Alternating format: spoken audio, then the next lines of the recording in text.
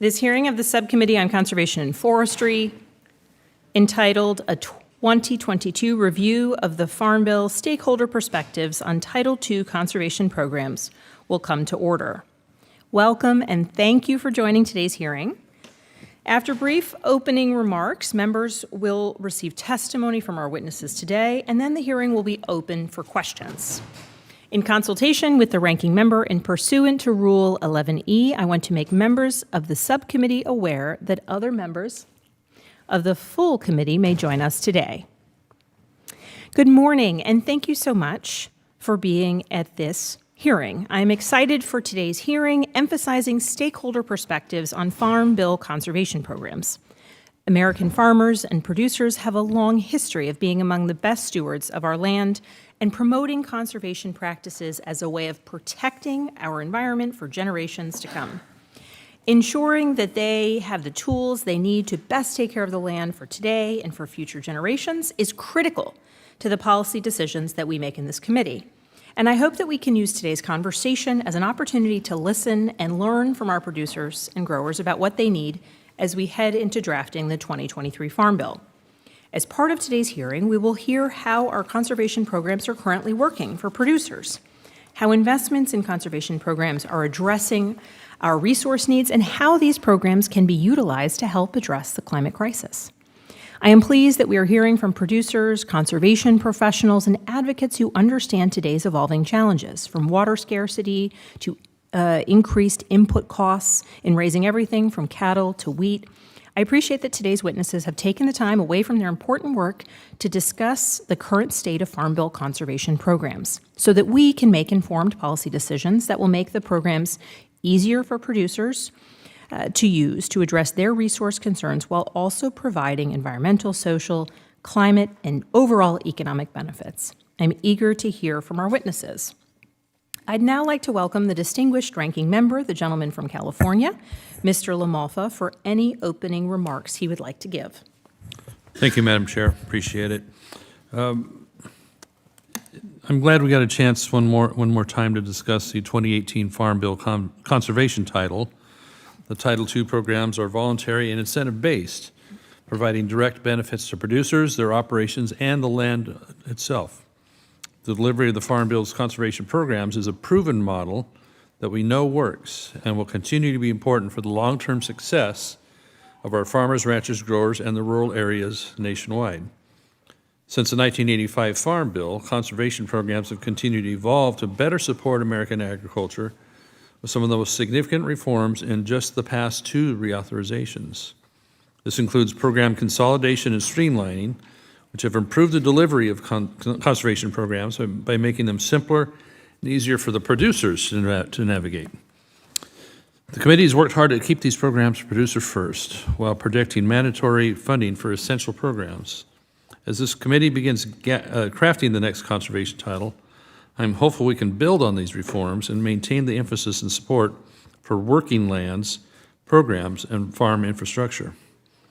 Since the beginning of this Congress, there has been a lot of attention placed on environmental regulations, soil health, and ways that farm conservation programs can help sequester more carbon. Through a variety of recent actions, significant new funding for so-called climate-smart activities, and several main Farm Bill conservation programs that has been made available or will be soon. Specifically, this includes a $3.5 billion climate-smart practices pilot program USDA is currently administering. This funding is being released unilaterally and comes with no mandate, direction, or authorization from Congress on how to actually distribute it. In addition, this new funding comes on top of the most recent reconciliation package passed last month, which provided roughly $20 billion for 4 conservation programs.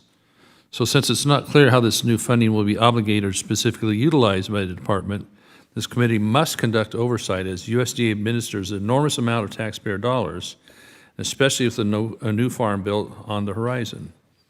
In light of this, the House Ag Committee must be mindful of this massive amount of funding before amending programs and making policy changes that reorient conservation programs more towards climate mitigation. Make no mistake, USDA conservation programs do provide numerous environmental benefits, including for soil health. However, no one natural resource concern should be prioritized over others considering all the benefits and good work these programs presently support. Instead, Congress can't lose focus and must maintain our support for the long-held promises of Title II programs to meet our broad environmental and conservation goals and the needs of the producers. I'd like to thank all of our witnesses who participated today. We look forward to the testimonies and a thorough conversation on Title II. Madam Chair, I yield back. Thank you. I now recognize Ranking Member Thompson of the full committee for any opening comments he'd like to make. Well, Madam Chair, Ranking Member, thank you both for holding this hearing. This is the work of this committee should be doing as we prepare for the next Farm Bill. I am excited to hear from stakeholders about what is working and what isn't, and to hear more about what direction the title should take. Now, I've been a longtime supporter of our Farm Bill conservation programs. I was honored to serve as chairman of this subcommittee during the 2014 Farm Bill process. And we can all be proud of the bipartisan work we did in this title in both 2014 and 2018. But I have to tell you, folks, the way the majority in this administration has gone on an unprecedented spending spree with little to no input from Republicans and stakeholders have led to a situation where I think could endanger the bipartisan support of this title. And just the last month, Democrats have spent nearly $20 billion on conservation programs, and then the Biden administration has doubled down and spent $3.5 billion from the CCC on projects to make our food system align with corporate climate agendas. These actions are not good for the long-term viability of these programs. I hope in the next Congress, we can truly evaluate the funding needs for these programs, paired with an evaluation of the ability to effectively and judiciously deliver these funds to farmers. After making this evaluation, we can talk about what the real needs are for the title. Now, I don't feel bound by the amount of funding or to the specific program allocation passed in the partisan IRA bill. I especially am worried about the earmarking of all the new money just for climate rather than letting the locally led process work. Let me talk about some of my goals for the title. First, the producer should be at the center of any discussion. We want the conservation title to work for the producer and help not only provide environmental outcomes, but also good economic sense. We should also ensure that these programs are easy for producers to understand and access. We should look at ways to streamline and simplify our conservation programs. We should improve upon those aspects in CSP and RCPP, but the Conservation Reserve Program should be a part of that discussion. Second, I will not prioritize climate over every other natural resource concern, period. Third, I would like to see innovative solutions, whether that is emphasizing technology such as precision agriculture, like we have done in the Precise Act, or Mr. Davis's No Admits Act, or my own Sustains Act. We, as a party, will be the party of solutions. Fourth, we should emphasize working lands. Republicans have emphasized working lands programs for the last 2 decades, even before it became popular in the conservation community. EQIP has been the workhorse and most popular of all programs, and we should be judicious in any changes we make to EQIP. Fifth, we should look at ways to improve our conservation delivery system. The Technical Service Provider Program is broken, and we should look at ways to improve that program to ensure that we have enough technical capacity on the ground, or quite frankly, in the fields. Sixth, we should ensure private working forest lands are a part of our conservation title, and I will look for innovative ways to include working forests into these programs. In closing, I look forward to hearing from our witnesses. We have a great panel of witnesses today, and I look forward to continued oversight of these programs to evaluate how these programs can continue to provide the conservation benefits it has for decades. And I hope we can do that in a bipartisan way. I believe we can, and look forward to that instead of what's happened over the last 2 years. With that, Madam Chair, thank you, and I yield back. Thank you very much, the ranking member of the full committee, and thank you for always coming to our hearings, participating, and continuing to be so focused on this title and the programs that are a part of it. I am pleased to welcome our witnesses to the Subcommittee on Conservation and Forestry of the full Agriculture Committee today. Our first witness today is Mr. Michael Crowder, who is the president of the National Association of Conservation Districts. Our next witness is Ms. Nicole Berg, who is the president of the National Association of Wheat Growers. Our third witness is Ms. Lori Faith, who is the Senior Director of Government Relations at the Land Trust Alliance. And our fourth and final witness today is Mr. Shane Weiss, a rancher from Iowa, and he's testifying today on behalf of the Iowa Cattlemen's Association and the National Cattlemen's Beef Association. Thank you all for joining us today. You will each have 5 minutes to deliver your testimony. There's a timer that should be visible in front of you, and it will count down to 0, at which point your time has expired. Mr. Crowder, please begin when you are ready. Thank you, Chairwoman Spanberger, Ranking Member Lamoffa, Member Thompson. Thank you for the opportunity to join you today to discuss Farm Bill conservation programs. My name is Michael Crowder, and I serve as president of the National Association of Conservation Districts. NACD represents America's 3,000 conservation districts across the nation and the 17,000 men and women who serve on their governing boards. Conservation districts are local units of government that coordinate with many partners at all levels to help millions of cooperating landowners and operators implement conservation practices. Producers are on the front lines of maintaining global food security and protecting our country's natural resources. Conservation districts play a critical role in achieving these goals by providing producers with the resources and assistance they need to implement effective conservation practices and enhance their operations. If there is just one message I want you to take away from my testimony today, it is that voluntary, locally led, incentive-based conservation works.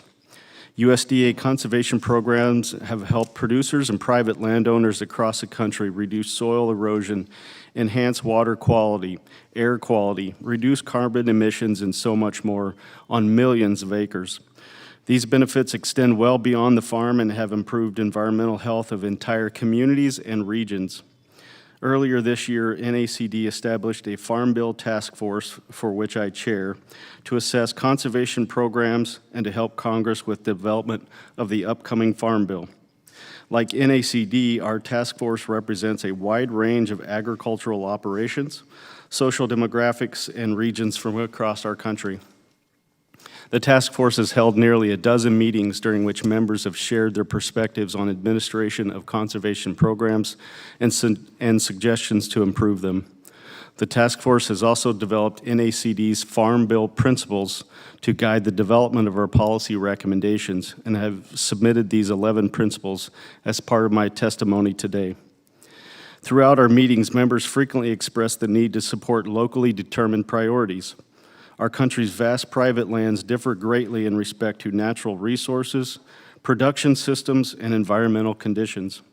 This diversity requires strong, knowledgeable local leadership and the ability to adapt conservation programs to best fit producers' operations.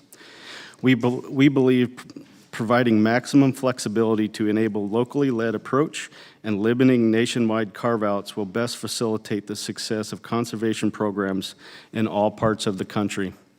The task force has also raised concerns with one-size-fits-all policies. EQIP allows producers to select between more than 160 eligible conservation practices. This allows Midwest row crop farmers to implement cover crops or no-till, while Louisiana or California rice farmers can adopt practices to increase irrigation efficiencies. To be successful, producers need access to a comprehensive suite of conservation systems and practices. Members of the task force also expressed a desire for Congress to examine conservation practice payment rates. With rising costs of labor and inputs, we need to ensure that producers are compensated fairly and that the payment rates reflect the real-time cost of implementing practices. We also identified a need to simplify conservation programs and make their application processes as simple and as clear as possible. NACD has heard from stakeholders across the country that navigating the CSP and RCPP programs can be complicated and cumbersome from both a producer standpoint and from administrative perspectives. I would be remiss if I didn't mention conservation technical assistance. CTA is the bedrock of our conservation delivery system. The successful administration of these critical USDA conservation programs relies on effective conservation planning, a strong conservation workforce, and other resources that are supported by conservation technical assistance. As this committee works to develop the 2023 Farm Bill, NACD looks forward to working on a bipartisan basis to support and strengthen these programs. Thank you for the opportunity to testify this morning, and I very much look forward to your questions. Thank you. Thank you very much, Mr. Crowder. Ms. Berg, please begin when you are ready. You have 5 minutes. Chair Spanberger and Ranking Member LaMaffa, thank you for the opportunity to testify today before the subcommittee. I'm Nicole Berg, a fourth-generation farmer from Patterson, Washington. I work in partnership with my father and my brothers, and we grow dryland irrigated winter wheat, bluegrass seed, field corn, sweet peas, green beans, and alfalfa. I currently serve as president of the National Association of Wheat Growers, a federation of 20 state associations and other industry partners. In my area of Washington, conservation is essential to our farming operation. Living and farming in the driest area in the world that grows cereal grains, with only 6 inches of rainfall a year, conservation farming helps us maintain soil moisture and efficiently use of natural resources. EQIP has helped us put in a fertilizer tank containment system and install irrigation water management equipment on our irrigated farmland. We utilize CRP on our dryland acres to create contours in the field, protecting the soils from wind erosion. In our dry, windy climate, we take multiple actions to protect the soil from erosion, including the use of no-till. The 2018 Farm Bill maintained a strong commitment to voluntary incentive-based conservation programs. The NRCS programs continue to be oversubscribed, with less than half of all applicants receiving NRCS funding nationwide. Reviewing wheat growers' use of NRCS programs between 2018 and 2021, wheat farmers entered over 7,500 contracts. Over the same period, there were 5,000 valid applications from wheat growers that went unfunded. There is continued demand and need for voluntary conservation programs in the Farm Bill, and we must make sure the programs continue to be flexible and allow farmers to maintain economic viability in their farming operations. The benefits of the Farm Bill conservation programs are significant in terms of the environmental benefits and the assistance to farmers. The technical assistance, planning and engineering, and financial assistance in the form of cost share or incentives provide farmers with the knowledge and economic incentive to make a change in their operation or maintain a conservation practice. Some of the challenges for wheat growers in utilizing conservation programs is typically diversifying the crops grown, low rainfall, complexity of programs, and transparency of the program requirements. Included in my written testimony is a list of concepts for the next Farm Bill, and I will highlight just a few. First, we'd like to improve the flexibility of conservation programs and expand conservation opportunities to early adopters and conservation management systems. Wheat is grown in almost every state in the U.S., but the crop rotations, climate, varieties of wheat, variety across each state, they vary differently. As you develop Farm Bill policy, please remember that one size does not fit all when it comes to conservation. Second, clearly articulate program changes so farmers understand Farm Bill modifications and other administration changes. As policies are developed through the Farm Bill reauthorization process, or even administration changes programs are implemented, these changes should be transparent and clearly articulated to farmers. Third, recognize the diversity of cropping systems, benefits of crop rotations, and timing of planting. Over the past 2 years, USDA offered a pandemic cover crop program that provided a discount to crop insurance for planting cover crops. When this program was introduced, winter wheat producers were not eligible for the program because the cover crop had to be planted over the winter, the same time our wheat is in the ground. Fourth, review cost share rates and payment limits due to the rising cost of inputs. The cost of farming has increased and it will continue to do so. While commodity prices have decreased recently, input costs remain high, with farmers facing higher costs in all areas of their operation, and the decision to adopt conservation practices can depend on the financial assistance of the Farm Bill programs provide. Fifth, expand training and mentoring and encourage retention of USDA field employees.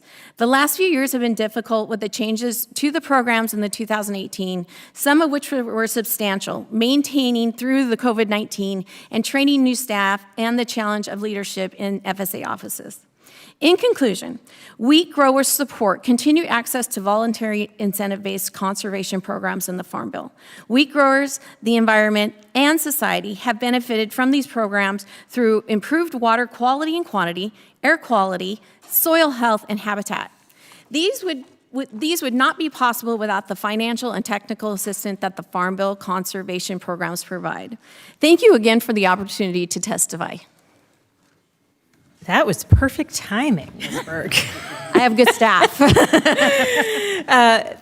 Thank you so much for your testimony, and I now recognize Ms. Faith for 5 minutes. Great. Thank you, Chair Spanberger, Ranking Member LaMalfa, and members of the subcommittee, and Ranking Member Thompson. It is an honor to testify on behalf of the Land Trust Alliance and our 950-member land trusts. We are the voice of voluntary private land conservation, unifying the American ideals premised on initiative, landowner empowerment, and individual private property rights. Our members work with willing landowners, including farmers, ranchers, and foresters, to conserve their land. This not only allows landowners to fulfill their goals, it also boosts rural economies and ensures working lands remain in family hands. Land trusts have a long history of partnering with the USDA to help landowners utilize Farm Bill conservation programs. This partnership is vital to ensuring that working lands continue to produce food and fiber, provide habitat, protect watersheds, and serve as part of the climate solution. Working agricultural and forest lands are central to our nation's productivity and food security. Unfortunately, we are losing working lands at an alarming pace, which is why the Farm Bill conservation easement programs are so critical. While all the Farm Bill conservation programs are important, the easement programs, like the Agricultural Conservation Easement Program, are the only ones that offer voluntary incentives to ensure working lands are not converted to other uses in the future. The money generated from the easement enables the landowner to pay off debt and reinvest in their farm or ranch. In addition, it can often make it easier for the landowner to resist outside development pressure and transfer the property to the next generation. Farm Bill easement programs are a good investment and make a significant contribution to the economy. The Alliance works through our Farm Bill Working Group to understand how Farm Bill programs are working and to develop recommendations for statutory and administrative changes. Our working group is comprised of more than 100 land trust practitioners from across the country who utilize Farm Bill easement programs to help landowners conserve their lands. They bring firsthand experience to our recommendations. The Alliance celebrated the passage of the 2018 Farm Bill, which increased funding for ASAP. We thank you for what was accomplished in that bill, and although you provided a substantial increase in funding, it is still not meeting the demand from willing landowners who want to conserve their working lands with an easement. We strongly support an increase in funding for the ASAP program in the 2023 Farm Bill to meet this demand. Beyond much-needed funding, the 2018 Farm Bill included important policy provisions to make the program more effective and efficient, such as flexibility with the match requirement and removing the onerous AIL plan requirement. The Alliance urges Congress to retain these important provisions and to provide additional clarification of intent through report language. In addition, we believe there is a need to make the certified entity application and enrollment process work more efficiently. This will leverage agency resources and provide a more efficient and streamlined path to conserving working lands. We further recommend recognizing certified entities across all NRCS easement programs. ASAP is a crucial tool for conserving farms and ranches, but does not address working forested lands. We recommend enhancing the Healthy Forest Reserve Program to establish a standalone forest conservation easement program that ensures private forest land remains intact and in production, allowing them to continue providing the numerous benefits to rural and urban communities. Conservation of our working forest lands is critical, and funding for forest conservation easements must be in addition to funding for ASAP. The Land Trust Alliance supports the Regional Conservation Partnership Program. It is a key tool for Land Trust to help protect farm and ranch lands, grasslands, wetlands, and forested lands. We want to see consistency in how easements are implemented, whether through ASAP or RCPP. There is concern from the land trust community about the time it takes to get an easement approved through that program. We believe that only one easement has been closed under RCPP in the 4 years since the last Farm Bill was signed. Our Farm Bill Working Group continues to meet and explore options on ways the administration of this program can be improved, and we hope to work with this committee to ensure that goal. While I focus my testimony on the protection of working farmland, ranchland, and forest land, the Alliance supports all the programs in the conservation title. These investments provide a comprehensive portfolio of programs enabling our farmers, ranchers, and forest landowners to be the best possible caretakers of our soil and water resources while sequestering carbon and providing food, fiber, wildlife habitat, and clean air that we breathe. The Alliance is happy to provide our complete set of 2023 Farm Bill recommendations and looks forward to working with the committee to draft a strong bill that will ensure the future of our working lands. Thank you. Thank you very much, Ms. Faith. And Mr. Weiss, I welcome you here as someone who represents many wonderful cattle farms. It's a pleasure to have you join us. I work so frequently with the Virginia Cattlemen's Association, so I look forward to your testimony, and thank you for being here. Well, good morning, Chairwoman Spanberger, Ranking Member LaMalfa, and members of the subcommittee. My name is Shane Weiss, and I'm honored to join you today. I'm the 5th generation of my family's cattle ranch in west central Iowa, and we specialize in the production of high-quality Hereford bulls to sell to commercial cow-calf producers. But beyond our production focus, our operation has a strong conservation history. Weiss & Sons, my family's cattle ranch, is even a past winner of the NCBA's Environmental Stewardship Award. I'm proud to represent NCBA and the Iowa Cattlemen's Association today. Cattlemen graze livestock on approximately 666 million acres across the United States, nearly 1/3 of our nation's continental landmass. We strive to maximize the environmental, economic, and social sustainability of our operations. Through voluntary conservation programs, ranchers will continue to reach our shared conservation goals. Conservation programs are one of the most visible and consistently important portions of the Farm Bill for cattle producers across the country. Many cattle producers' only nexus to Farm Bill-related services occur at their local NRCS and FSA offices. The 2018 Farm Bill created opportunities for cattle producers across the country, but also new challenges. Cattle producers employ various conservation practices, many of which were put in place by using NRCS programs, such as EQIP. One important feature of EQIP has been its focus on livestock operations, and we appreciate the 50% funding designation for livestock-related practices in the 2018 Farm Bill. Federal funds spent on conservation are a good investment in our country's natural resources, and it is vital to ensure that livestock producers have access to these valuable resources for grazing and feeding management. While the intent of EQIP is to make conservation funding and technical assistance accessible to all producers, barriers to entry often disincentivize producers from using NRCS programs. Recently, my family's cattle ranch applied to receive EQIP cost share funding, but after months of waiting, we gave up and completed a water infrastructure project without the assistance of the USDA. I see many other opportunities for our ranch to improve the land and environment with EQIP funding. By creating additional hurdles for producers that want to use these programs, the committee and USDA limit access while also limiting the government's ability to record our environmental improvements. I urge the committee to support initiatives in the Farm Bill that allow NRCS programs to further innovation and common sense land management. Flexibility is key to ranchers' use of conservation programs. Ensuring that producers have the freedom to effectively manage their land goes beyond EQIP, stretching to other conservation programs like CRP. CRP has the potential to provide significant environmental benefit, but currently fails to maximize its value. Changes made in the 2018 Farm Bill limit our ability to effectively manage CRP acreage with grazing. Congress and the administration have made clear their interest in integrating climate-smart practices in the agricultural industry. Grazing is a valuable tool in maximizing carbon sequestration, but it is not a tool that we are able to use on CRP acreage without penalty. Livestock graze mature, stagnant grasses and allow regrowth of green, carbon-capturing plants. Our ranch took some land out of CRP and transitioned it into our cattle rotational grazing system recently.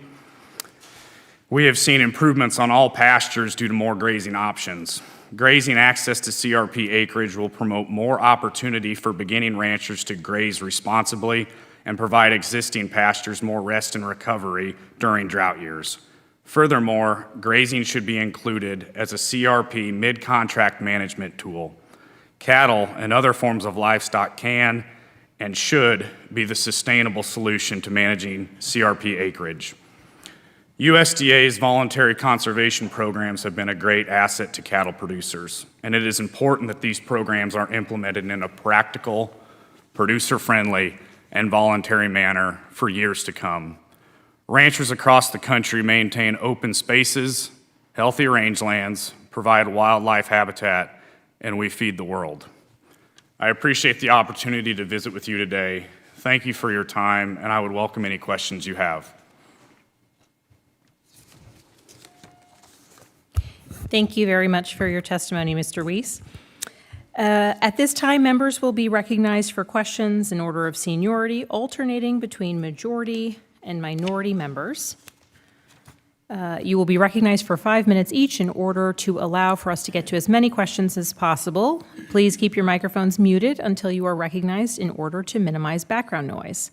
And I now begin by recognizing myself for 5 minutes. And I want to begin with you, Mr. Weiss. I appreciated your testimony very much. And one of the things that in your written testimony and again in your spoken testimony, you talk about some of the hurdles that you and your family experience on your ranch. Could you just give us a brief rundown of what are some of those hurdles and how they preclude you from being able to use these programs in the ways that you would want to optimally? Of course, thank you. For us, when we're deciding how to manage our cattle, we got to think of 3 things, and one is the environment, our cattle, our business, and even, I guess, our social life, our family life. So, some of the hurdles with like EQIP and CRP is just flexibility and timeliness. The EQIP program I referenced in my testimony, we were in a drought and we needed water infrastructure. We have to water our cattle. Mm-hmm. Our biggest dilemma with it was, I applied and we waited and finally we just had to bite the bullet and do it. I am one of the spoiled few in the cattle business that has a generational ranch that is set up with land, resources, and capital, so I can do that process of just buying that outright. Beginning ranchers and farmers don't have that in this current state of the business. So that was probably the main thing, is just the timeliness of EQIP. In terms of CRP, we're really, really big fans of it, but always having that worry of penalty if we do have to emergency graze or hay and our county isn't approved for that, mm-hmm. That's a hit to the business. It's a cash flow hit. So I think anything that provides flexibility for a business, anything that allows better grazing management from a cattle perspective, that's a win-win for everybody. The environment benefits, the producer benefits, and we benefit because we don't have the stress of dealing with drought or running out of grass and having to feed really expensive hay. Yeah, and you've got the benefit of kind of the regrowth of that grass as you graze on that other on other fields. You also talked about just the overall benefits and how you view the program and the environmental, economic, and social sustainability of your operations. And I appreciated that commentary because so much of what it is that we're focused on with the conservation title, these voluntary programs, they're meant to do just that. They're meant to create opportunities for producers to be able to invest in their land, get support in kind of taking on new projects and programs that they might otherwise not be able to pursue that kind of have all of these significant benefits. I hear you on just the timeliness of a response because you make an excellent point. If someone doesn't have the capital at the ready, and you're constantly questioning how much and when do we just sort of pull the plug on the application and move forward doing what needs to be done. One of the consistent concerns that we heard from all of the witnesses related to technical assistance and the TSP program. So I was wondering, Mr. Crowder, perhaps because you were the first to bring it up, probably because you were the first to speak. Could you speak to that a little bit? Notably, the ranking member also mentioned the shortcomings that we see in that program. What are some of the suggestions that you would bring to the committee in terms of, is it an issue of resources? Is it an issue of training? Is it an issue of prioritizing the workforce? What are some of the things you would want us to know?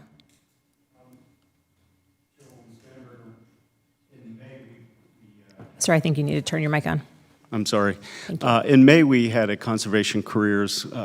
Yes, thank you for being here with us then. And we talked about the importance of the workforce. And during the hearing, the committee recognized that in order to address our current and future conservation needs, we have to bring new generations forward. And at this point, I'd like to plug that we have 13 members of our Next Generation Leadership Institute right next door. So we're doing our part, but we have to bring those new folks forward to the workforce.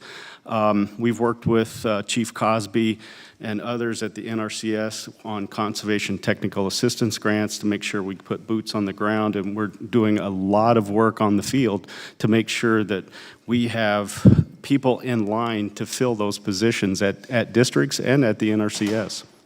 Thank you very much. And as my time comes to a close, I just want to thank Ms. Berg for bringing the numbers to the table in terms of the 7,500 contracts that have been given, but the 5,000 unfunded for wheat growers across the country who have applied for programs. I think for all of us looking at what's the demand on the ground, we frequently say they're oversubscribed and underfunded, but noting that a significant number of growers across the country want to participate and want to benefit from these programs and simply can't, I think is a good call to action for us into the future.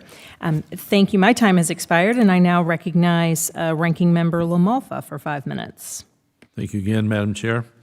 Mr. Crowder, you mentioned in your testimony importance of forest management on federal, state, and private land. Please elaborate on how the Farm Bill programs can help support forest health. I find it interesting. As I came into the building, there was somebody's having a seminar down the hall about wildfire, and this points out in this brochure, which doesn't, covers a broad area even around the world, but the highlight at the top is the 1 million acre Dixie Fire, which occurred in my district last year. 1 million acres, one with 6 zeros behind it. I mean, that's many, many square miles of land. So can you speak to us how the conservation programs that are in the Farm Bill or that could be improved in the next Farm Bill would be helpful on what indeed are catastrophes like this? I would mention that Nicole and I live in Washington State, so we share your fear of wildfires at all times. Matter of fact, we have the smoke from California, Oregon, Washington, B.C., so we understand the fear of living that, and I've had the fire bombers come right over my house, so I understand. Ironically, that same smoke plume was making it all the way back here, B.C. and New York, and they were talking about, don't go outside days for health purposes for people that would normally do exercise. So. Absolutely, sir. But as far as NACD supports forest health completely. We have a forestry resource policy group that we work with the Forest Service and the NRCS, and we have a lot of work going on with good neighbor authority, good forest health practices. The Inflation Reduction Act had approximately $5 billion for forestry work. And as we go forward with the 2023 Farm Bill, we want to help in every way possible to make sure that forest health becomes the forefront. We cannot have the fires that we've had. I've lived in Washington State for 20 years. The first 10 years we had very few fires.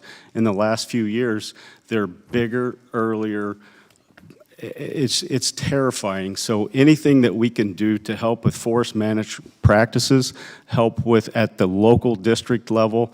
We have programs like Firewise that we used on my ranch, where you come and evaluate and make sure that you get dead timber away from any combustibles away from the house. So there's a lot of work that is currently being done, but so much more that we can do to make sure that these giant fires are more controllable in the future, and if climate change or the more heat and dryness that we're seeing over the years continues, we're going to be fighting this for years to come. Indeed, no matter what weather terminology you want to attribute it to, if we're going through a heat cycle, then we need to be doing more on forest management with the right amount of trees per acre that it can sustain with the available water underground as well as snowfall and such. Yes, sir.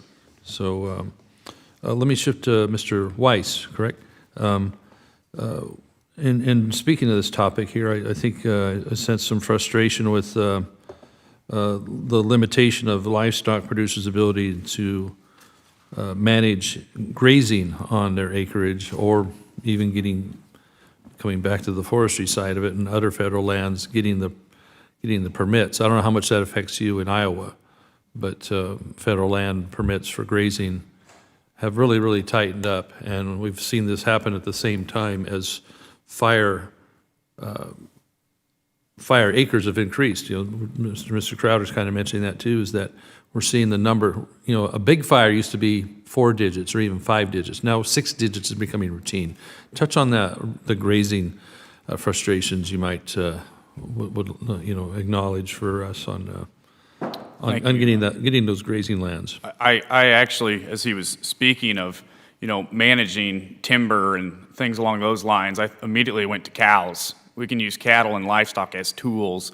It is an awesome sight to see when cattle take brown, stagnant, mature grass, timber, whatever it is, they eat it, they clear it out, and the green regrowth that appears from that is beautiful. And I think on a forestry side of things, cattle and livestock are a great solution. And it doesn't have to be a long graze that can inhibit the grassland. It just needs to be a short, intensive rotation that can clear that out, and everybody wins in that solution. The environment, the cattle, the business. Livestock are an incredible tool that we can use to help combat wildfire, promote photosynthesis to improve carbon sequestration. The cattle can be a tool. They aren't a hindrance, and I want to drive that fact. Indeed, I've seen ideas of having a pilot program where we will do some grazing on some land and see what the fire suppression effects of that are. Like, I don't know, we need to be doing a pilot program where we can actually tell. You can see any place where a fire occurs and where there's grazing right up to the fence, the fire stops. Where there was no grazing, big time. So thank you for that, and I'll yield back, Madam Chair.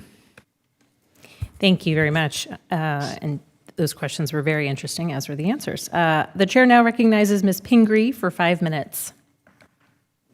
Thank you, Madam Chair. Thank you for having this hearing. It's such an important time to be discussing these programs as we look into the Farm Bill. And thank you to all the people testifying today. Really appreciate all of your thoughts. I'm going to start with Ms. Faith from the Land Trust Alliance. First, I just want to thank you generally for Land Trust Alliances. I come from the state of Maine, and they have played such an important role in all sizes of communities to preserve land that is important to those communities. And I just so much appreciate that you're there. But I do want to specifically talk about the farmland. And you talked about losing farmland. This was part of your focus. And I did see a report from American Farmland Trust that showed from 2001 to 2016, our nation lost or compromised 2,000 acres of farmland and ranch land every day. So that's just a staggering number, and we know it's getting worse, not better. So you talked a little bit about some of the conservation programs and, the speed. What else can you say that you haven't already done that we could be doing in the Farm Bill to improve this? I know that funding is key, so feel free to mention that again, but any other things you want to talk about? Thank you. Yeah, the conservation easement programs are really critical, and that is, as I mentioned, the one tool that will allow willing landowners, those landowners who want to ensure that their working farm or forested lands remain in working hands in perpetuity. They are the key to food security in our country and to conserving farms and ranches and slowing down that pace of conservation. So increased funding is something obviously that we're advocating for. Other things would be simplifying and streamlining the certified entity application and enrollment process. There are two changes that Congress could do as part of the 2023 Farm Bill by clarifying the process to become a certified entity in statute and recognizing certified entities across all easement programs. We are talking with the agency about some administrative changes as well. So making this program work more effectively will require both statutory and administrative changes. The staffing issue, the capacity issue at NRCS and across the federal government is part of the problem for getting these dollars out on the ground to conserving farms, ranches. And so, we encourage you to be thoughtful about that as you go forward. And then clarification in the 2023 Farm Bill about some of the things that were achieved in the 2018 Farm Bill, either in statute or report language, like around things like the L plan, removing that onerous provision from the in the 2018 Farm Bill, and the way matching funds are handled will help streamline the programs as well. Thank you. Sure, those are really, really helpful, and it would be great if you do follow up with more details to all of us. I think we're all interested in this. I also was interested, you mentioned something about including forestry, a forest health set aside. Do you want to talk a little bit about that too? I thought that was an important idea, and so many of us have forest lands in our district. Maine is the most forested state in the nation with a lot of private forest land, so that's a big interest to us. Sure, thank you. We, in the 2018 Farm Bill, one of the things that wasn't addressed is the gap to provide an easement opportunity for working forested lands. So we are proposing enhancing the existing Healthy Forest Reserve Program to establish a new program called the Forest Conservation Easement Program. It would be a sister program to ASAP, where there would be forest land easements, so those would be entity-held easements, and then forest reserve easements focused on endangered species habitat and restoration of those lands, and those would be U.S.-held easements. We think this is a much-needed and important complement to the Farm Bill conservation programs. We'd like to see mandatory funding. We want to be really, really clear that in making sure that there's a working program for working forested lands, that we are not attempting to limit or reduce dollars for conservation of our farms and ranches. So we believe that any funding for a forest conservation easement program must be in addition to the funding for ASAP. And I'd be happy to provide more information. Great, and thank you for that. I absolutely agree with you. We can't take money away from the farmland preservation. Mr. Crowder, you already covered this quite a bit, but I know it keeps coming up about the staffing issues, and I'm glad to hear you were mentioning young recruits. I don't have a lot of time, but anything else we need to do to support NRCS and having the capacity that it needs? In the 14 seconds I have, one of the big things is one of the big things is the direct hire authority for NRCS. That's critical that we get boots on the ground, and then always comes back to conservation technical assistance, so we can do partnership work with districts and other organizations that can be those boots on the ground besides the NRCS folks. Great. Well, I'm very supportive of both of those things. So I'll yield back. Thank you very much, Madam Chair. Thank you so much. The chair now recognizes Mr. Allen for 5 minutes. Good. Chairwoman Spansberger and Ranking Member LaMalfa, thank you for holding this hearing today. And to our witnesses, thank you for being here and sharing with us as well. I'd like to begin my remarks by, recognizing our American farmers. They are the greatest conservationists in the world, and it is only with their lead that we can continue to protect our natural resources and habitats while also continuing to feed the world. Mr. Wise, I know a little bit about what you're dealing with. My dad managed the Georgia Hereford Farm right outside of Augusta, Georgia, when he returned from World War II. I was born and raised on that farm, and in fact, I have a picture of my dad standing with their champion bull in the sales barn. And at that time, that bull was purchased, I believe, by a big farm in the Midwest. Any chance that y'all bought a bull in 1949 outside of Augusta, Georgia? I recommend the witness just say yes. I would love to find that answer out Yeah, for you. I want to know the answer too too. young for that, but so. Yeah, and I can't remember what my dad said that thing sold for, but it was a champion bull. So, but I also understand, what you're going through today. I mean, we've got the White House combined with my colleagues who are a real threat to the family farm today. And in the name of this climate god, or this new world religion, while it's very clear in the first chapter of the scriptures that we know who's actually in charge of the climate, and of course we know the planet is warming, but nobody can tell me what we're doing and how we're putting our economy and our farms at risk, trying to bring that temperature down and how much they can bring it down, but that's another subject. But you mentioned the CRP program and the flexibility. I've had the same problems, and Mr. Crowder, I've heard frequent complaints from my timber farmers that the CRP is too inflexible. And if landowners were provided the option to substitute land that is already under CRP contract with the same acreage of similarly environmental sensitive land, would there be cause for concern? Mr. Allen, NACD supports CRP immensely.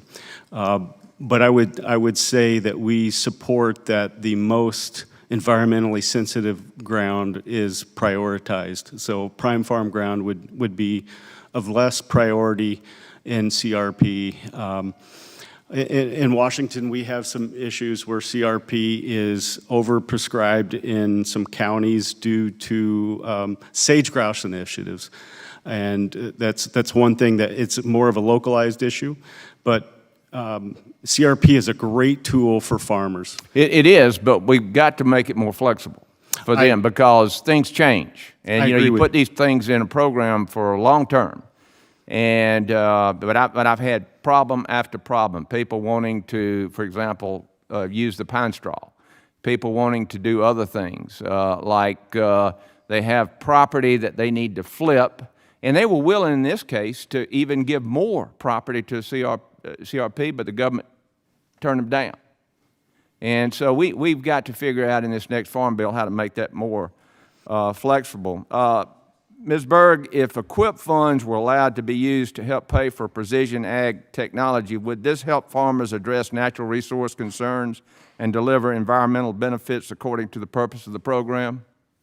Absolutely. EQIP is definitely, EQIP is definitely a tool that farmers need out there to help integrate precision agriculture and technology to help manage the natural resources and promote soil health in our farming practices. All right. And of course, I want to talk about the feral hog problem, but at first, Mr. Weiss, I got to ask you, I mean, what kept you from being able to get the water from the ground or wherever to water your cattle? And I don't know, y'all irrigated out there or non-irrigated? So you're dry land? Okay, well, in Georgia, we have to irrigate. But anyway, what was the holdup? I mean, was it the federal government? Well, we water on a lot of ponds. Yeah. And the ponds were running dry. Yeah. So we were looking to run a water line to make an extra tank into that particular pasture. And the holdup was just the process. We applied, did all the paperwork, and who did you apply to, the state or the state? Yep. Okay. We waited, and nothing ever came about of it, and we got to water the livestock. So we just went ahead and bit the bullet and did it. And again, it wasn't ideal, but it's what we had to do. All right. Well, sounds like you need some leadership in the state of Iowa there. All right. Well, I'll yield back, Madam Chairman. The chair now recognizes Mr. Panetta for 5 minutes. Thank you, Madam Chair, Ranking Member. Appreciate this opportunity to have this type of discussion with these experts to talk about many of our federal conservation programs, especially when it comes to protecting our farmlands, and developing effective conservation practices. I hail from the Central Coast of California, the area that I represent, and obviously we have plenty of not just agriculture, but specialty crops, including 15% organic crops within that. Obviously, with the unique makeup of our agricultural landscape comes unique conservation challenges, especially when it comes to access to technical information and the upfront cost. Yet there's still plenty of work to do as we approach next year's Farm Bill to ensure that all growers, especially those left out of the status quo, like my specialty crop producers, that they're included in these types of very important conversations. Now, as we look to better protect our environment, of course, I firmly believe, and I think most people around this dais firmly believe, that farmers have a huge role to play as well as our government, so that we can provide the resources, the knowledge, the intellect that's critical in regards to the support that's necessary for our farmers and ranchers, especially those that are most impacted by the threats of climate change and environmental degradation. Now, I'd also like to obviously highlight the fact that the IRA, the Inflation Reduction Act, provided close to $20 billion in direct support for the USDA's conservation programs within NRCS, a long overdue investment that will hopefully help our producers. And I look forward to continuing to work with this committee, with the Department of Agriculture, so that we can make sure that all farmers are able to benefit from these types of solutions. Mr. Crowder, obviously, you talk about certain programs and you focus on, obviously, conservation technical assistance, and you hit on EQIP quite a bit in that. Obviously, I hear often with my specialty crop producers, one size does not fit all. And I think we understand that and we believe that. Can you explain why programs should remain voluntarily so that it's important, and how it contributes to the success of the NRCS conservation programs? Well, in our opinion, the voluntary aspect is the key. The government is not coming in telling any farmer what they need to do. The impacts that you get for these farmers to do water quality work, quantity work, benefits not only those farmers, but the neighbors, the community, and the millions of acres that have gone on. It creates an environment that is good for the United States. So one thing that comes to mind for your area and others is the access to the historically underserved. And one thing that I've been working on and talked to Chief Cosby and others is the signatory authority for conservation programs. And you have historically black farmers in the Southeast, you have tribal members, Pacific Islanders, and others, Latinos, that can't sign the conservation programs because they don't have access to clear title to their farm. So that's one aspect that we're working on, but EQIP and other programs, conservation programs, are just key to making sure that producers have the access to the programs that they need to be successful. Okay, Mr. Weiss, directing my questions towards you, obviously the 2018 Farm Bill, I would say, empowered livestock producers to be better stewards of our natural resources. If given the chance, what would you want to see in the 2023 Farm Bill that would help us build on this work? Thank you. I think, in reference to the 2018 Farm Bill, there were a lot of good, but there were a couple hurdles. For example, in terms of emergency haying and grazing CRP ground, if we hit a D3 drought, the ability to emergency graze and hay became more limited due to making sure there was proper amount of residual grass. So they swapped it over to payment per head. And by doing that, it almost formed inflation within the cattle business and just drove up the price of hay. So, we think we need to take a flexible approach where we have more options to graze, maybe reduce the penalty for grazing because that promotes better mid-contract management. Instead of, taking a tractor and spraying chemical or promoting burning of CRP ground, we can use cattle to do that for us. I think we just need to take a holistic approach where, again, the business, the cattle business, the conservation is there, the social aspects of thing is there, where all of it works together. So very subtle things, and obviously I'm not familiar with specifications due to my occupation, but I think anything that helps promote young cattlemen and cattlewomen and farmers and ranchers in general to have a business improvement and still make conservation a priority would be a win for everybody. Fair Thank enough. Thank you. Thanks to all the witnesses. Madam Chair, I yield back. And not seeing a minority member on, we're going to go to Ms. Schreier next for 5 minutes.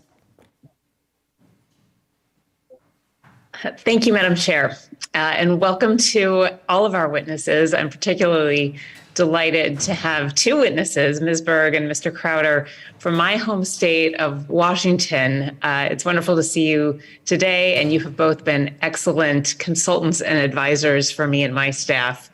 I'm excited to talk about these programs, which are so popular in my district because of their flexible, local-first approach, which really serves the diversity of Washington agriculture well.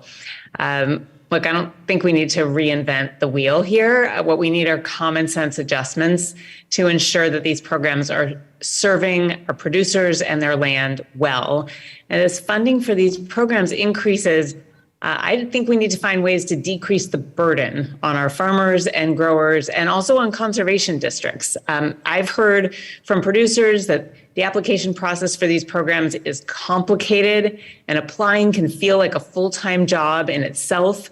And this is particularly frustrating given the low success rate of these applications. In fact, in 2020, only 30% of EQIP and 32% of CSP applications were accepted in Washington state. So for farmers who are already busy, applying to a complicated, oversubscribed program is just not the best use or an appropriate use of their limited time. So that's why many farmers depend on their local conservation districts for assistance, which puts pressure on them. They partner with NRCS and serve as the boots on the ground to make these programs work. Mr. Crowder, I have a couple questions for you, and then I'd like to pivot to Ms. Berg.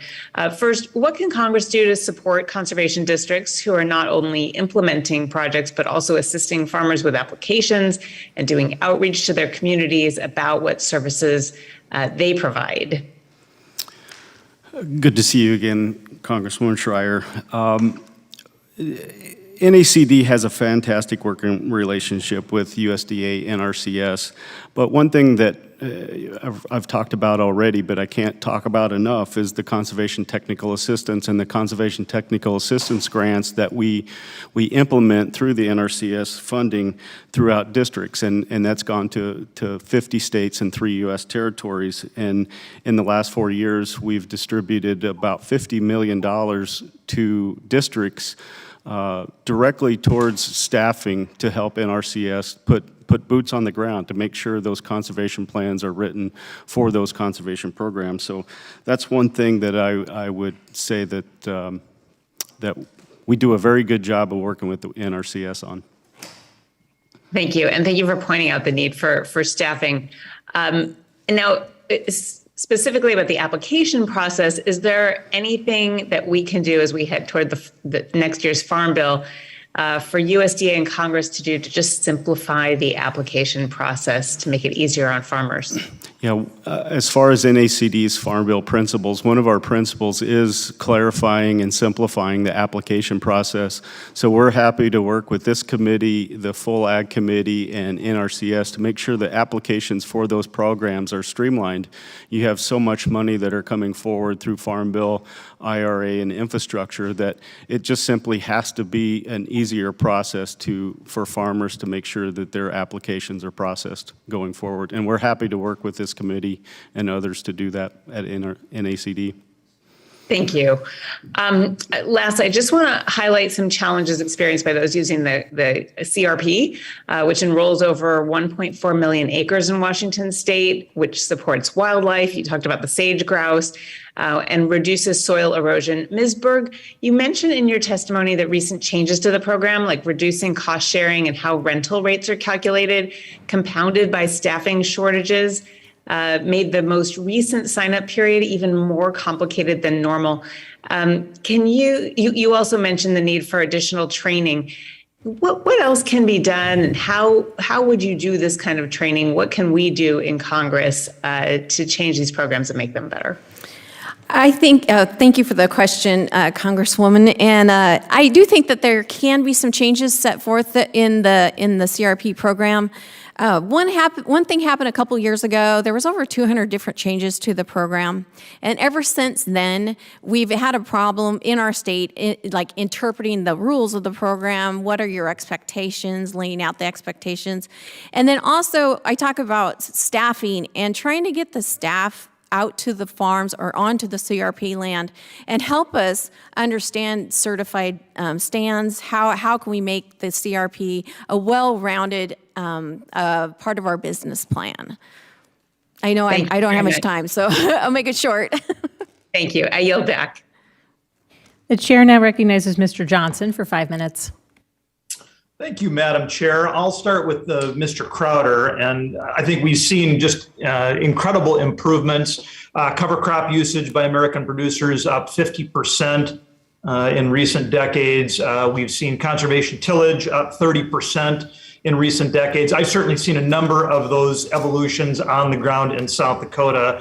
So, Mr. Crowder, to what extent do we feel like it's been Farm Bill programs, conservation programs that have really driven that adaptation, or are there other factors primarily to credit for that? Well, I would say the Farm Bill programs are certainly the driving force for that. There's billions of dollars and millions of landowners that participate in that. A caveat is only 70 or 30% of the applications are funded. So there has to be a better avenue to fund those applications. We have to simplify the applications and make sure more of them are funded. Now, we have a lot of money coming from Inflation Reduction Act that will address that, and we'll see going forward with the 2023 Farm Bill how that's incorporated, or if it's incorporated, and see how that money affects the conservation that goes onto the ground. So outside of the fact that only 30% are getting selected, what's the next largest barrier to further adaptation of these conservation practices? Boots on the ground. We need more NRCS folks and more district folks and more people that help write conservation plans and process those applications. You know, if you only have if your 70% are not getting funded, not getting done, we have to make sure those conservation plans are ready on these fields, and districts stand ready to help with that. There'll be a lot of money coming forward here in the next 4 years for that. So if those conservation plans are ready, you can use those parallel tracks of Inflation Reduction Act money and Farm Bill money to put that conservation on the ground. So I recently had a Farm Bill conservation roundtable in South Dakota, and I was surprised at the number of producers who told me at that roundtable that they felt like there had been so much turnover at NRCS and that so many of the new hires didn't really understand the conservation practices. They weren't really able to provide the level of technical assistance and advice that these producers were seeking. Mr. Crowder, do we hear that elsewhere, or was that more of a localized problem? No, sir. You will see that everywhere. And the Great Recession through COVID is real. And it's not just NRCS, it's McDonald's, it's every business you deal with, you'll see that. But I know Chief Cosby and NRCS are working very hard to bring in a direct hire authority would certainly help that. We need to help NRCS get those folks on the field. They need to go to my farm and Nicole's farm and Mr. Weiss's farm and make sure they understand the processes that it takes, what the farmer needs. So they need to understand how to to write those programs, but why us farmers, why us ranchers, why we need that. So yes, I agree with you. There's challenges at the local field office, but we know that and we're working on that, and I know the NRCS is working on that very hard to make sure that we address the needs of farmers and ranchers and producers. Ms. Berg, with the minute I've got left, any reactions to any of my questions or Mr. Crowder's statements? Just my reaction, you asked the question, are we seeing the technical assistance challenges across the countryside in the wheat industry? Absolutely. That's one of the biggest complaints we hear through our association is the lack of technical assistance, boots on the ground. And then when they do get boots on the ground, we've actually tried to approach them and say, hey, let's do some mentoring. Get some of these new staff members out to the farm. Let's go kick some dirt. Let's get them to understand the new technologies and the up and coming technologies that we would like to implement on our land. And some of these folks just need some training and need some help with some training. Very good. Mr. Weiss, anything you want to add? Thank you. I just shortly, I think one thing we need to also consider is trying to avoid multi-county conservation offices. I know in Iowa there's a couple counties that have to double dip, or offices that have to double dip via counties, and I can only imagine in larger states like New Mexico or South Dakota where they got to travel very far to get to their NRCS office. That is a hindrance, I think, in terms of knowledge too. So funding, I agree with everything we've stated. We've got to get boots on the ground, inform everybody, and have less variability amongst offices.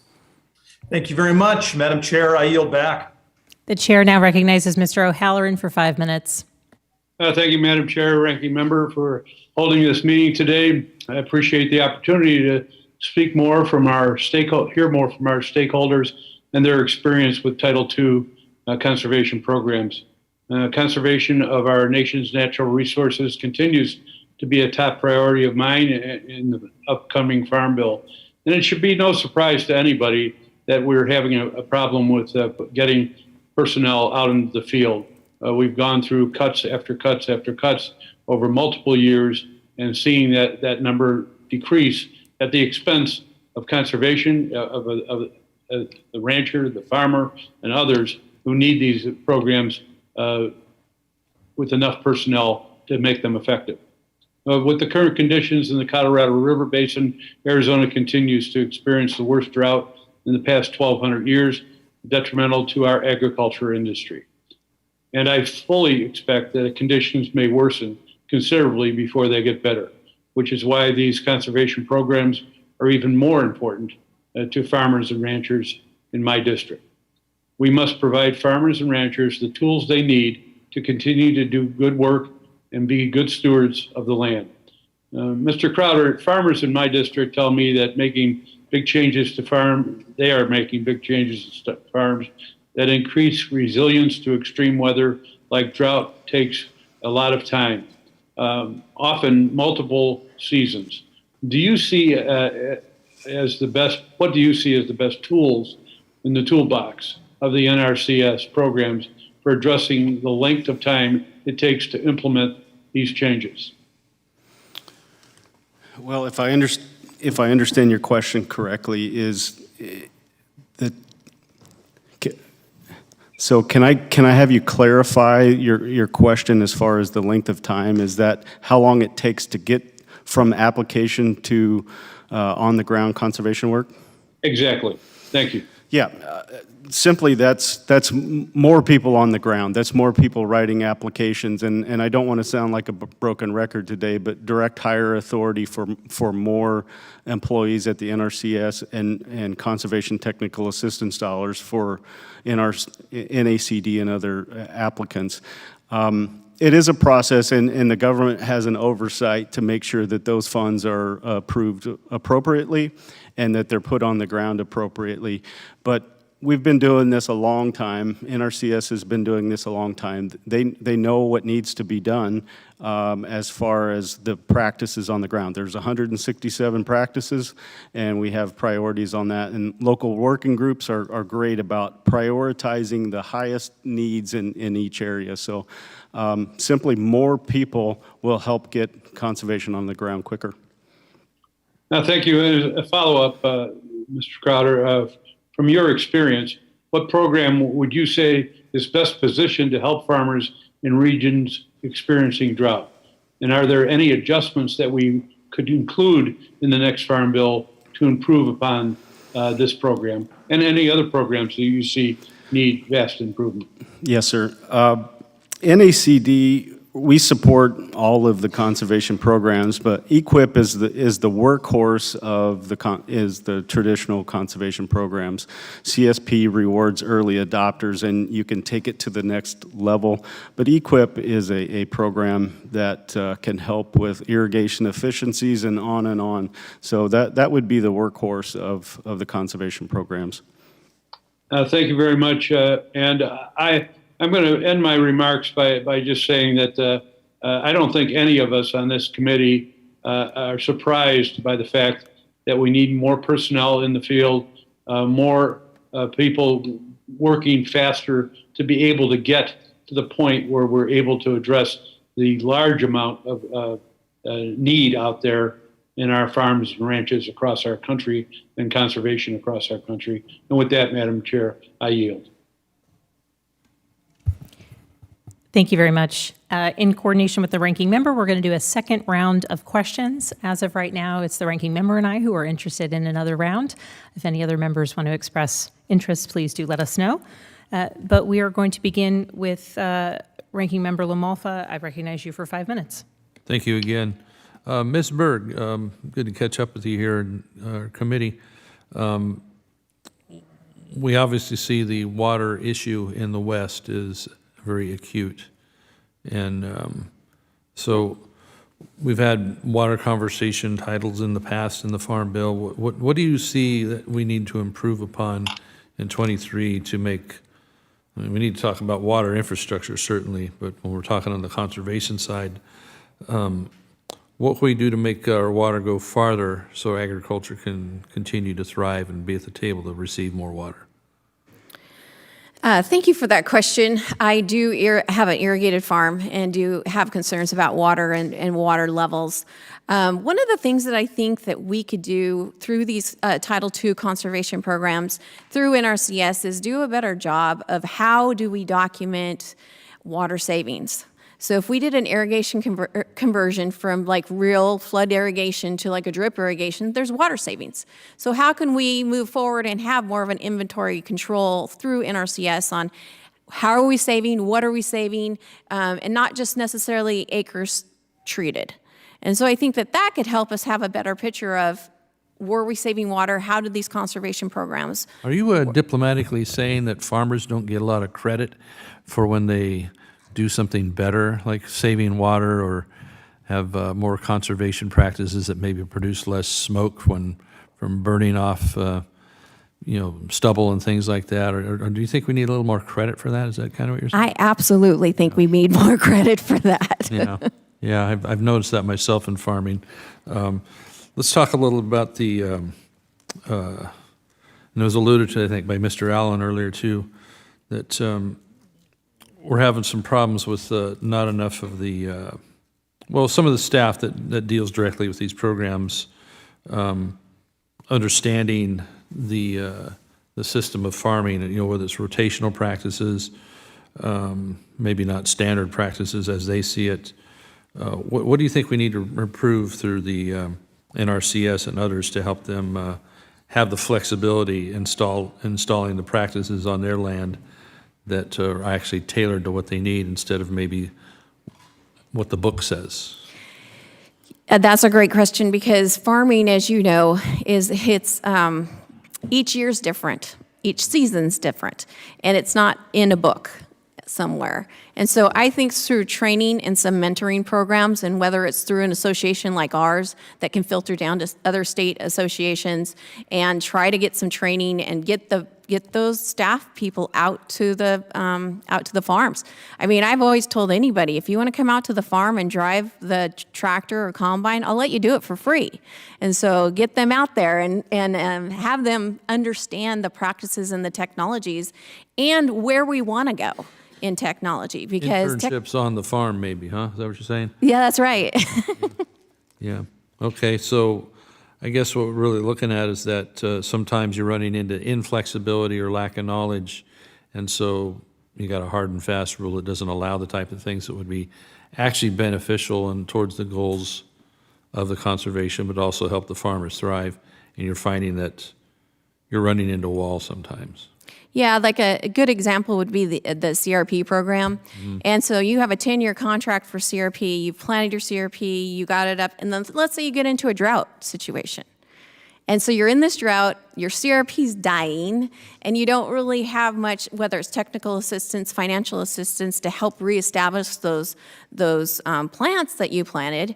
So then the farmers are led, now what? Now I'm in trouble, I have no flexibility in the program, and I need to make sure that I either get it established or I have to pay it back. And so that becomes very difficult for farmers. And so there needs to be ways, especially when you have natural disasters, whether it's fire, wind, however you want to categorize it. And so there definitely needs to be more flexibility in the programs and a little bit more assurances through quality assurances across state lines on how can we make these and how is it not one size fits all. Interesting, yeah, because through no fault of their own, but the conditions, maybe it's a drought, maybe some other, natural disaster, hurricane or whatever, tornado, earthquake where I'm from, that could change their ability to fulfill as they would have desired to do, and all of a sudden they're in trouble. So, okay, well, I appreciate that. That gives us something to go with here. So please, and anybody on the panel, you're nodding your head too, send your thoughts along as I've run myself out of time here. But as we formulate the next farm bill and these conservation programs, that we help us to build in the flexibility and adaptability. Nobody's trying to work around the program or take advantage of it in a malicious way. Just things do happen. So thank you. I yield back. Thank you. I now recognize myself for an additional 5 minutes. And I just want to do some follow-up with some straightforward questions that I'm asking more for the record than for anything else as we move into the future. Mr. Crowder, you've talked a lot about direct hire authority. Can you just give us a brief rundown of what that would mean and why that matters? Madam Chair, I don't have the numbers in front of me, but it's 700 to 1,000 NRCS employees that they're down. They've filled 500 or 600 a year, but the attrition rate, they're not gaining on attrition rate. So we have to have that authority through the NRCS to make sure that they can very quickly fill positions throughout the United States to make sure that those field offices are full. And the other issue is not just direct hire authority, but the amount that they're paying the folks. In Washington State, a new employee would make $24,000 more if they worked for the state of Washington than the NRCS. So they're losing engineers and other specific employees because there's not enough funds there to compete with the private or other federal agencies. So it sounds like there needs to be continued conversation about pay structure, pay bands as well. And now, Mr. Weiss, I'm going to go to you with a bit of a follow-up. You said something in an answer, I think it was to Mr. Allen's question, where you're talking about the short, intense graze and like what you have seen in terms of dead grass, worrisome terrain just getting eaten up and then new growth come in. Can you just speak to that a little bit? For those who maybe don't spend time either working the land with cattle or don't, their crops in their district are not necessarily livestock, and they don't spend a lot of time on ranches. Could you just sort of walk through how some of these programs in the day-to-day function, and I'm talking really like 101 discussion, again, for the record, how they facilitate what it is that you do with the added benefit of carbon sequestration and support to soil and also allow you to keep the waterways clear? Thank you. I think cattle are underappreciated for their value to upcycle nutrients. They're taking fiber, cellulose in the plants and digesting it, which we cannot do, and they are turning it into nutritious protein source for us. And while they do that, they are providing nutrients back into the soil to promote organic matter and prosperity. So, for us, in terms of rotating cattle, there's a lot of benefit in terms of what they call take half, leave half in terms of plants. So how our cattle ranch operates is we turn cattle into a pasture. It's a lot of visual appraisal and making sure that we don't graze it down to the dirt. And after about anywhere from 5 to 10 days, we move them to a different pasture. And it's a constant cycle depending on the growing season. If you have cool season grasses versus warm season grasses, you have to adjust that all year long. And we truly are promoting the root systems to go deeper. We're promoting green leaf blades to emerge to capture sunlight. That is key in carbon sequestration. And it's really not that complicated if you look at it just from a cattleman's perspective. It doesn't have to be this real scientific process. So I would invite anybody, if they'd love to come witness this at our cattle operation. We intensively graze as long as we can, fall, spring, summer grazing, and it's something I think a lot of young cattlemen and women can integrate into their business to become more profitable.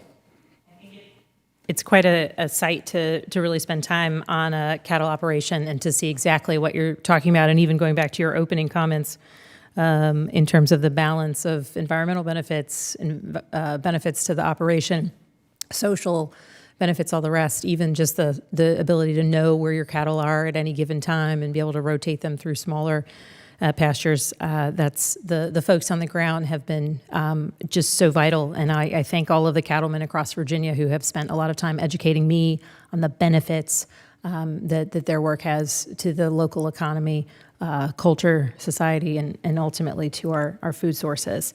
The ranking member has a dueling hearing, has excused himself, so I'm going to continue forward towards adjournment.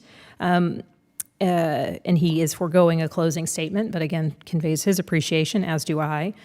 Thank you. To follow up on what Ranking Member LaMalfa was saying, I do want to thank all of our farmers. I think that farmers do need a lot more credit, as do foresters, for the work that they do to protect our natural resources, the work that they do looking after the land, and frankly, the work that they do to feed our fellow Americans. I want to thank all of you for being here today. You've provided really thoughtful insights regarding the USDA's conservation programs, and certainly as we look ahead to the 2023 Farm Bill, we want to make sure that we're informing any changes, adjustments, modifications to these programs based on what's working, what's not working.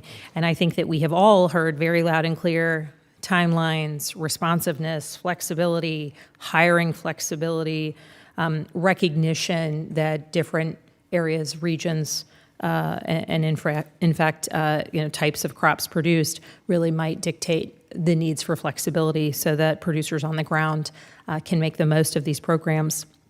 Your thoughts on what is working and is not working is so helpful to us as we try to make these policies stronger and as we work to ensure that they do work for producers. And as we are looking to find, on-farm efficiencies, boost the bottom line for producers, and make sure that we have an eye on combating the climate crisis with, the first conservationists, who of course are our nation's farmers and producers. So with that, I'd like to thank you all for your time today. And under the rules of the committee, the record of today's hearing will remain open for 10 calendar days to receive additional material and supplementary written responses from the witnesses to any questions posed by a member. This hearing of the Subcommittee on Conservation and Forestry is now adjourned.